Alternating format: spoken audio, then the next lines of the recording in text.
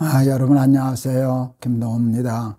오늘도 우리 날마다 기막힌 새벽 기억하고 나오신 여러분 환영합니다. 오늘은 에스겔 35장 10절에서 11절, 에스겔 35장 10절에서 11절 말씀입니다. 내가 말하기를 이 두 민족과 두 땅은 다 내 것이며 내 기업이 되리라 하였도다. 그러나 여호와께서 거기 계셨느니라. 그러므로 주 여호와의 말씀이니라. 내가 나의 삶을 두고 맹세하노니 내가 그들을 미워하여 노하며 질투한 대로 내가 내게 행하여 너를 심판할 때에 그들이 나를 알게 하리라. 우리는 그 사도신경으로 늘 신앙 고백을 하곤 하죠. 그럴 때 그 신앙 고백 중에 매우 중요한 고백은 저리로서 산 자와 죽은 자를 심판하러 오시리라 하는 하나님의 심판에 대한 신앙 고백입니다. 여러분, 하나님의 심판을 믿고 사는 일이 삶에 굉장히 중요한 지혜가 됩니다. 그러면 삶을 조심할 수 있거든요.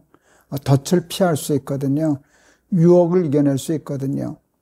하나님의 심판을 믿지 않고 심판이 어디 있어? 그러고 살다가 여러분 심판받게 되면 멸망하는 거거든요.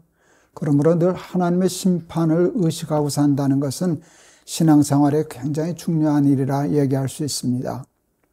에스겔서는 하나님의 심판에 대한 말씀이 많은데 이 에스겔서를 우리가 열심히 공부하고 또 요즘 함께 은혜를 받는 이유도 심판을 생각하고 기억함이 삶의 큰 지혜가 되고 은혜가 되기 때문입니다. 하나님의 에돔에 대한 심판을 말씀하고 계셔요. 본래 에돔도 하나님의 사랑을 받던 족속들인데 왜 하나님의 심판을 받게 되었는가 하면 남유다가 바벨론 침공을 받게 되었을 때 유다 편을 들어주지 않고 유다를 도와주지 않고 바벨론 편을 들었기 때문입니다. 자기 형제인 유다가 멸망하는 일을 기뻐하고 그 유다의 멸망을 통하여 자기의 유익을 구하려고 했던 일이 하나님의 진노를 불러일으킨 것입니다. 에돔은 유다가 멸망하면 그것이 자신에게 큰 유익이 되리라 생각했고 또 장자의 명분을 빼앗아간 유다의 멸망을 시기하는 마음으로 바랬던 것이 사실인데 저들은 계산이 틀렸습니다. 하나님을 계산해 놓지 못했습니다. 오늘 성경에 보면 에돔이 그런 마음을 가졌을 때 그런 계산을 할 때 이런 표현이 있더라고요. 10절. 그러나 여호와께서 거기에 계셨느니라. 여호와께서 거기 계셨는데 에돔은 여호와가 계신 줄을 생각지 못했죠. 계산해 놓지를 못했어요. 하나님을 빼고 생각하니까 유다가 멸망하면 그게 자기한테 유익이 되는 것이죠. 그런데 하나님의 심판, 하나님의 축복, 그것을 깨닫지 못했습니다. 하나님이 11절에서 말씀하셔요. 그러므로 주 여호와의 말씀이니라. 내가 나의 삶을 두고 맹세하노니 내가 그들을 미워하여 노하며 질투한 대로 유다의 멸망을 시기하고 질투한 대로 내가 네게 행하여 너를 심판할 때 그들이 나를 알게 하리라. 그것 때문에 하나님이 심판하겠다는 말씀이었거든요. 우리는 모두 에돔식으로 생각합니다. 남을 죽이면 내가 살고 남을 죽여야만 내가 산다고 생각합니다. 확신합니다. 말은 그렇게 함부로 하지 않아도 생각은 그렇게 있습니다. 내가 살면 내가 죽고 내가 죽어야 내가 산다 라고 하는 것이 있어서 밟아라 뽀개라 그러면서 사는 것이 아니겠습니까? 그러면 계산적으로 상대방이 경쟁 상대가 죽으면 그 이익이 나에게 돌아오리라 계산이 되지만 여러분 하나님의 심판을 피할 수가 없습니다. 모든 삶에 하나님을 계산해 넣어야 됩니다. 그런 마음을 가지고 살면 여러분 하나님의 축복을 받을 수 없잖아요.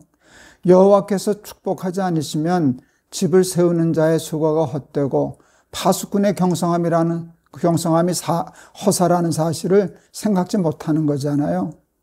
여러분 정말 잘되고 성공하려면 반드시 하나님의 축복을 받아야 되는데 하나님의 축복을 받으려면 어떻게 해야 되는지 하나님의 심판을 피하려면 어떻게 해야 되는지 그것을 알고 살아야 여러분 심판을 피하고 하나님의 축복을 받는 민족과 백성이 되지 않겠습니까? 고등학교 후배가, 제 2년 후배가 있었는데 아주 똑똑한 친구였어요. 고등학교 1학년 때 우리 고등부 회지가 있었는데 회지 이름이 지팡이였습니다. 거기에 글을 썼는데 아주 기가 막힌 글을 썼어요. 고등학교 1학년짜리가. 사랑을 사고 파는 장사꾼이 있었답니다. 사랑에 이익을 남기기 위해서 10개를 받으면 8개만 주고 2개씩 이익을 남기는 거죠. 그렇게 해서 어느 정도 장사하다가 이제는 꽤 많은 이익이 남았겠다 하고 이렇게 살펴보니까 자기가 이익을 남겼다고 생각한 것만큼 손해를 봤더랍니다. 그래서 거꾸로 장사를 하기로 생각했답니다. 8개를 받으면 10개를 주고 10개를 받으면 12개를 주고, 그래서 손해보는 장사를 했는데 마지막 결산을 해보니까 손해봤다고 생각하는 것만큼 이익이 되었더라. 고등학교 1학년 우리 후배의 글이었습니다. 여러분, 그것이 어떻게 가능한가? 하나님이 거기 계시기 때문입니다. 하나님이 계시기 때문에 그렇게 장사하면 남을 것 같지만 미치는 거고, 그렇게 장사하면 미칠 것 같지만 남는 것입니다. 왜냐하면 하나님의 심판과 하나님의 축복이 있기 때문입니다. 남의 꼴을 짓밟으면 여러분 벌 받습니다. 남의 물을 흐리면 벌 받습니다. 여러분, 남의 꼴까지 생각하면서 살면은 복 받습니다. 제가 굉장히 중요한 말씀 중에 하나는 레위기 19장입니다. 하나님이 이스라엘 백성들에게 말씀을 하셔요. 내 밭이라고 다 거두지 말아라. 내 귀퉁이는 남겨두고 베거라. 가난한 사람 주워가게. 또 볕단 들고 가다가 떨어뜨리거든 그거 줍지 말아라. 이왕 떨어진 거 줍지 말아라. 그래야 가난한 사람이 와서 좀 주워갈 수 있지 않겠냐. 그게 하나님의 가르치심입니다. 여기에는 굉장한 배려가 있어요. 그러나 내 주머니에서 꺼내주지 말아라. 그것도 좋지만 그러면 받는 사람은 좀 자존심 상하지 않냐. 그러니까 누가 주워가는지 너 알 거 없다. 그냥 버려두면 그들이 와서 뭐 밤에 가든지 저녁에 가든지 남 없을 때 눈 피해서 그냥 주워가면 그날을 먹고 사는 일인데, 그와 같은 배려까지 있었어요. 그렇게 하면 하나님의 복을 주시겠다는 것이었거든요. 제가 그래서 이삭죽기라는 운동을 시작하지 않았습니까? 내 귀퉁이는 남기고 쓰자. 이제 그런 얘기를 했었는데, 우리 교인들이 한번 묻더라고요. 내 귀퉁이가 얼마나 되느냐고. 제가 한 번도 계산을 안 해봤는데 그 질문을 받고 한번 계산을 했었어요. 그게 5제곱 파이더라고요. 초등학교 수학으로 풀었어요. 가로가 10, 세로가 10인 그 받치면 여러분 100이라는 면적이 나오는데, 거기에 네 귀퉁이를 떼려면 내접한 원을 계산해야 되잖아요. 정사각형에서 내접한 원을 계산하는 공식이 반지름 곱하기 반지름 곱하기 3.14니까 그렇게 계산해 보니까 그 귀퉁이가 21.5%더라고요. 깜짝 놀랐습니다. 나 그냥 귀퉁이 돼서 그냥 푼돈인 줄 알고 별거 아닌 줄 알았더니 엄청난 것을 떼는 거더라고요. 여러분, 하나님이 이스라엘 백성들에게 요구하신 것이 그거예요. 그거 그렇게 다 떼놓고 나는 뭐 먹고 삽니까? 그건 우리 인간의 계산이죠. 하나님이 숨어있는 행간이 있어요. 내가 더 갚아주마. 내가 더 축복해주마. 라고 하는 것이에요. 그렇게 베풀고 축복하며 살면 하나님의 축복이 임한다는 계산을 우리는 말로는 고백하지만 사실 믿지는 않거든요. 근데 행하면 그것을, 그 열매가 여러분에게 맺힐 터인데요. 여러분, 창세기 12장에 보면 하나님이 아브라함을 축복하시는 말씀이 나오잖아요. 근데 하나님이 아브라함을 축복하실 때 축복이 세상적인 축복과 굉장히 달라요. 너 복 받고 잘 살아라. 너 잘 먹고 잘 살아라. 그게 아브라함에 대한 축복이 아니었어요. 너는 복의 근원이 될지라. 너로 인하여 나라와 민족이 복을 얻을 것이니라. 복의 근원이 되라는 게 하나님의 축복이었잖아요. 너 때문에 나라가 복을 받을 거야. 너 때문에 많은 사람들이 복을 받을 거야. 그러면서 그렇게 되면 너는 그냥 세상의 복이 될 거야. 내 자체가, 내 삶 자체가 내가 복을 받는 사람을 넘어서서 그냥 내가 복이 될 거야. 이게 하나님의 약속이고 축복입니다. 우리 전도서 11장 1절에도 이런 귀한 말씀이 있어요. 너는 내 떡을 물 위에 던지라. 여러 날 후에 도로 찾으리라. 여러분, 물 위에 던진 떡을 어떻게 찾습니까? 다 흘러갔는데, 바다로 흘러갔을 텐데, 바다에서 그 떡을 어떻게 찾습니까? 근데 하나님이 약속하셨어요. 여러 날 후에 도로 찾으리라. 그 무슨 약속이에요? 내가 찾게 해줄 거야. 더 큰 것으로 찾게 해줄 거야. 라고 하는 것인데, 여러분, 어제와 오늘 우리는 세일의 산에 대한 에돔 족속에 대한 하나님의 심판을 공부하고 있어요. 남을 짓밟으면, 남을 멸망시키면, 그럼 내가 잘 될 줄 생각할 때 거기에 내가 있었느니라. 이 말씀이 참 기가 막히지 않아요? 너 그 심보를 가지고 하는데 내가 있었어. 너 나 못 봤지? 그렇게 되면 내가 잘 되는 줄 알았지? 너 심판을 믿지 않았지? 내가 축복한다는 사실을 믿지 않았지? 그러니까 세상식대로 계산하고 세상식대로 살지 않았느냐? 그러는데 그것이 오늘 저와 여러분에게 주시는 또 중요한 교훈의 말씀이라고 생각합니다.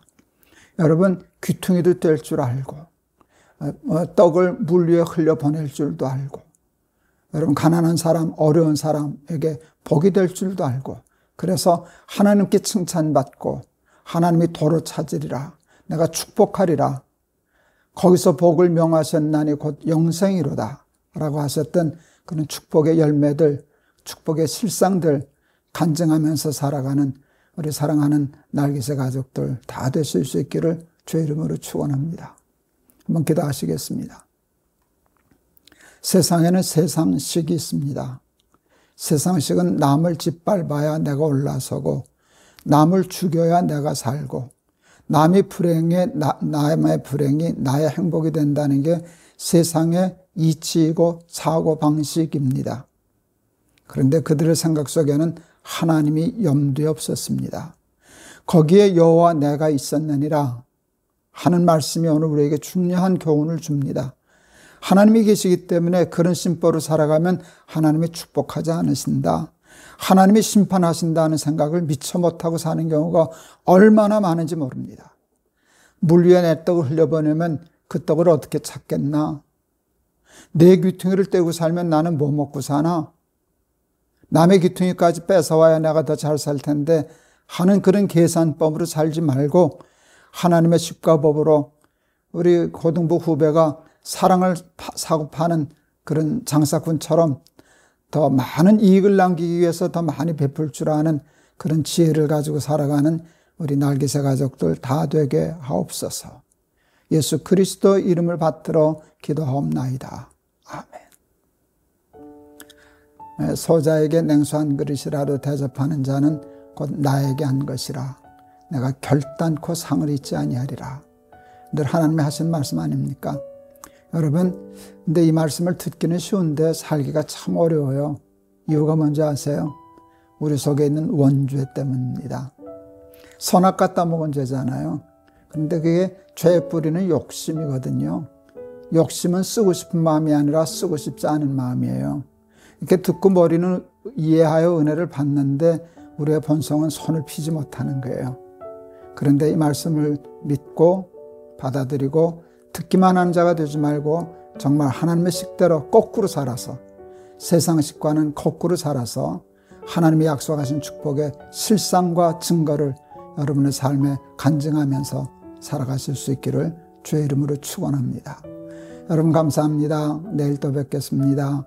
여러분 사랑합니다.